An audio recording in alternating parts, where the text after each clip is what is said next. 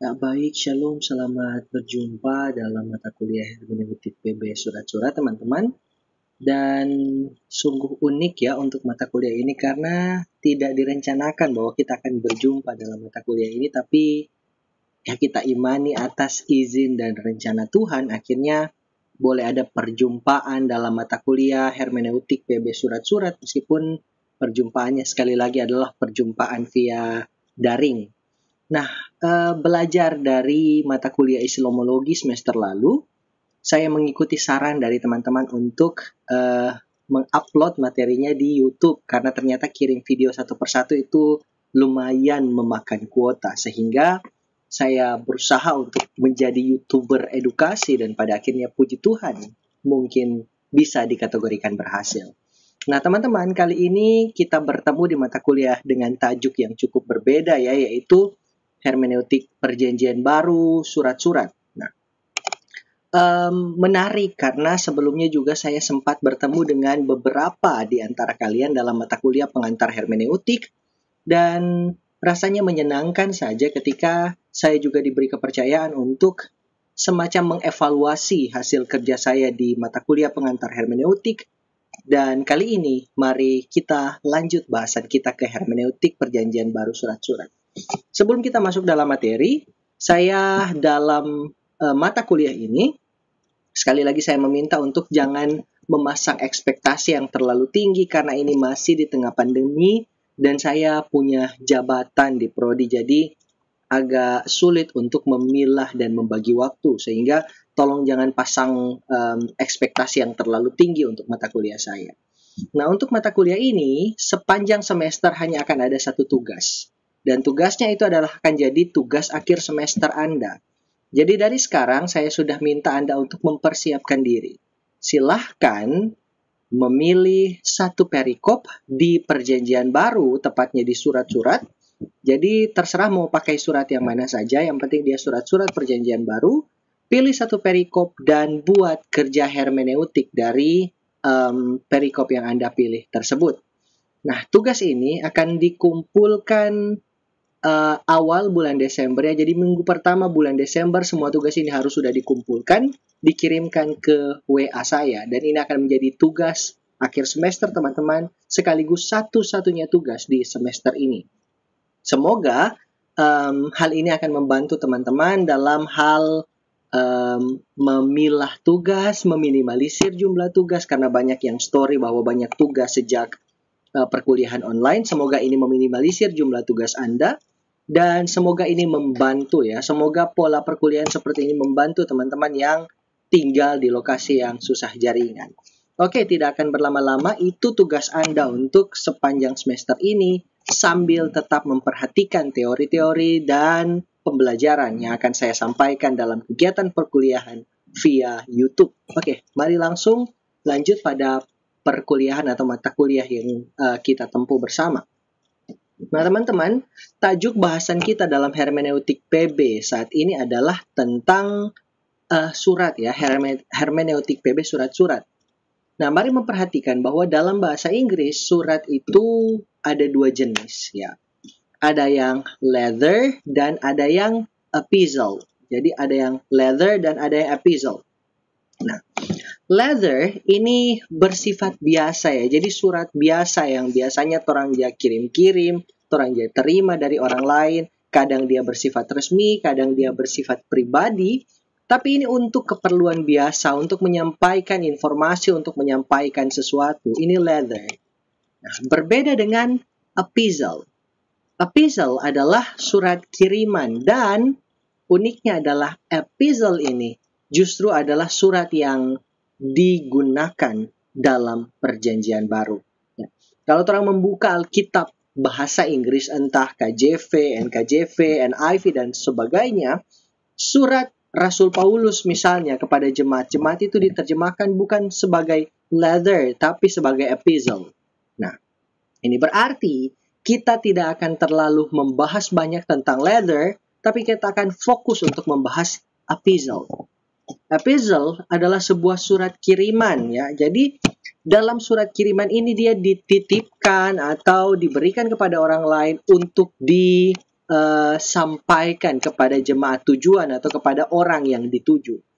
Nah, surat kiriman ini biasanya selalu ada maksud ya. Jadi di balik maksud itu entah maksudnya adalah meminta untuk melakukan sesuatu atau menghentikan sesuatu, biasanya seperti itu. Nah, surat Paulus dan surat-surat lain dalam Perjanjian Baru itu bersifat seperti ini. Dia adalah epistle, bukan letter. Nah, sehingga kita akan bisa mengambil sebuah kesimpulan bahwa berarti surat-surat Perjanjian Baru, karena dia epistle, karena dia surat kiriman dan selalu ada maksud di balik surat kiriman tersebut, maka ada satu latar belakang yang pada akhirnya mendorong para penulis surat Perjanjian Baru untuk menulis surat-suratnya. Singkat cerita, berarti ada masalah di lokasi tujuan suratnya. Jadi surat ini dikirim karena ada masalah. Di mana masalahnya? Di lokasi tujuan surat. Ini hal pertama yang perlu kita pahami. Lanjut. Nah, teman-teman, masalah jemaat tadi ya, jadi entah masalah jemaat ataupun masalah personal dari jemaat yang dituju ataupun orang yang dituju oleh surat tersebut, ini akan jadi latar belakang utama. Sehingga surat-surat Perjanjian Baru adalah surat-surat yang bersifat internal. Minta maaf ya, itu internal. Kenapa jadi internal ya, agak susah itu. Minta maaf, ini typo saya ya, ini dosa saya, mohon diampuni ya Tuhan. Ya. Oke, lanjut teman-teman. Jadi dia bersifat internal. Surat ini dikirim untuk menyelesaikan masalah internal jemaat. Coba perhatikan di bagian bawah, contoh ya, di situ ada surat Paulus untuk jemaat di Korintus adalah untuk menyelesaikan masalah di Korintus. Tidak tepat jika surat itu dibelokkan ke Galatia. Artinya teman-teman, meskipun ini adalah suara ilahi, meskipun ini adalah suara Allah yang disampaikan melalui bibir, mulut, dan tangan para rasul, tapi ini digunakan untuk menyelesaikan masalah di satu jemaat. Sehingga firman ini, ya, perkataan Allah ini, suara Allah ini, tidak akan berfungsi kalau dia tidak tepat sasaran. Seperti contoh yang saya bilang di bawah bahwa surat Paulus untuk jemaat di Korintus itu fungsinya untuk menyelesaikan masalah di Korintus. Dia tidak akan berguna, dia tidak akan terpakai, dia tidak akan efektif dan efisien kalau dia justru dibelokkan ke Galatia. Galatia punya masalah dan problematikanya sendiri dan tidak bisa diselesaikan dengan surat Paulus kepada jemaat di Korintus. Lanjut teman-teman. Nah, surat ini ditulis, jadi surat-surat Perjanjian Baru itu ditulis karena suatu keadaan yang khusus. Jadi dia adalah sesuatu yang bersifat khusus ya. Jangan paksa pada keadaan yang umum. Sebentar ya teman-teman. Nah, kemudian surat Perjanjian Baru itu tidak dihadirkan untuk menjawab permasalahan masa kini. Dia hadir untuk menjelaskan atau menjawab permasalahan masa lampau yang terjadi dalam konteks itu. Sehingga kita tidak bisa memaksa dia untuk secara mentah menjawab persoalan-persoalan masa kini. Oh, sekarang gua ada ini, berarti orang harus baca.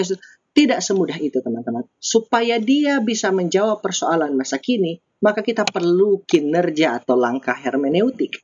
Nah teman-teman, surat-surat Perjanjian Baru bukanlah kitab undang-undang yang dipakai untuk menentukan benar dan salahnya perilaku manusia masa kini.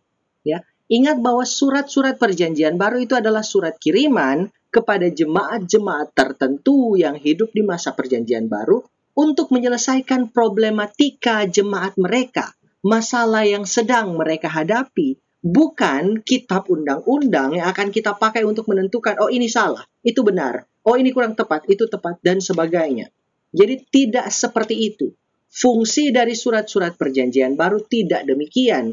Dan ketika kita menafsirnya, maka kita perlu juga memahami hal fundamental ini. Kita perlu memahami hal mendasar ini, sehingga kita tidak sembrono dalam mengeksegese maupun menghermeneutik surat-surat Perjanjian Baru. Sehingga teman-teman, surat Perjanjian Baru, entah surat Paulus maupun surat-surat lain, itu adalah bentuk refleksi, bukan titik tumpu yang absolut. Dia refleksi ketika kita membaca sebuah surat misalnya surat Paulus kepada jemaat di Filipi, maka kita akan melihat pesan inti Paulus apa? Dan ini akan jadi refleksi bagi kita untuk menentukan bagaimana kita harus hidup dan melangkah di masa kini. Intinya adalah surat Paulus kepada jemaat di Filipi ini tidak akan menjadi titik tumpu yang absolut. Seakan-akan orang kehidupan harus bertumpu di situ semua. Tidak, teman-teman ya. Kita harus mampu membaca itu dengan hikmat dan kemudian menentukan hal mana yang akan kita mampu seberangkan sebagai pesan teks, sebagai firman Tuhan dalam kehidupan di masa sekarang atau di zaman sekarang. Nah, teman-teman, untuk menafsir surat-surat perjanjian baru yang perlu atau yang sangat dibutuhkan sebagai bekal kita sebagai penafsir adalah kita harus paham latar belakang dan konteks. Kenapa Paulus menulis surat tersebut, bagaimana konteks jemaatnya, bagaimana konteks keadaan situasi dan kondisi di wilayah kekuasaan kerajaan Roma pada saat itu, dan ada hal-hal apa, faktor-faktor internal dan eksternal apa yang mempengaruhi masalah tersebut dan mempengaruhi Paulus dalam penulisannya ataupun para penulis surat-surat lain di Perjanjian Baru dalam penulisannya. Nah, selalu ada pengaruh luar dan dalam, selalu ada hal yang melatar belakangi, sama seperti yang saya katakan tadi bahwa ketika Paulus atau para penulis lain menulis surat di Perjanjian Baru, maka sudah pasti ada masalah di sana. Ada sesuatu di sana yang perlu dibereskan. Sehingga ketika kita hendak menafsir surat Perjanjian Baru, kita harus paham dulu masalahnya. Apa yang sedang terjadi, latar belakang dan konteksnya secara komprehensif, lalu kita boleh mengerjakan eksegese dan hermeneutiknya. Nah, kemudian teman-teman, wawasan sejarah dan kebudayaan juga akan sangat penting dan menentukan hasil tafsiran kita. Kita harus paham betul berdasarkan sejarah apa yang sedang terjadi pada saat itu. Siapa yang sedang berkuasa, apa ketetapan-ketetapannya yang berpengaruh terhadap kehidupan umat, terhadap kehidupan jemaat, terhadap kehidupan si penulis, entah Paulus maupun penulis-penulis lain.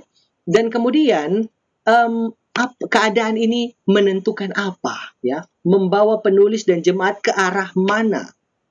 Kebudayaan juga akan menjadi sesuatu yang sangat penting karena kebudayaan mempengaruhi kehidupan. Ini fakta yang tidak bisa kita tolak. Kemudian, saat situasi dan konteks dipahami, maka akan ditemukan apa pesan inti penulis. Ketika orang paham DP situasi dan konteks pada saat itu, maka yang akan orang baca bukan tentang apa yang ditulis secara mentah dalam tulisan Paulus maupun penulis-penulis lain, tapi kita akan mampu menarik pesan teks melalui aksi eksegese, dan kemudian saat pesan teks itu sudah kita temukan, pesan inti penulis sudah kita temukan, maka inilah yang akan jadi kerja hermeneutik. Inilah yang akan jadi sebuah kerja tafsiran. Karena pesan inti penulis ini akan mampu kita seberangkan dari konteks masa lampau ke konteks masa kini. Nah, teman-teman, saya pikir untuk sesi kali ini dulu. Kalaupun ada teman-teman yang punya pertanyaan atau ada hal yang ingin ditanyakan yang membuat kalian penasaran, silakan langsung tanyakan di grup WA kelas Anda masing-masing. Dan saya akan melayani selama masih di jam mata kuliah ya. Kalau sudah lewat jam mata kuliah, minta maaf. Ada kelas lain yang harus saya urus juga. Ada kelas lain yang perlu saya ajari juga sehingga minta maaf waktu kita sharing ilmu itu terbatas. Tapi semoga tayangan video di YouTube ini membantu teman-teman dalam hal memahami tentang syarat-syarat atau fondasi dasar dalam melaksanakan hermeneutik Perjanjian Baru khususnya untuk surat-surat. Demikian teman-teman, sampai jumpa di video berikutnya. Tuhan Yesus memberkati kita senantiasa. Shalom.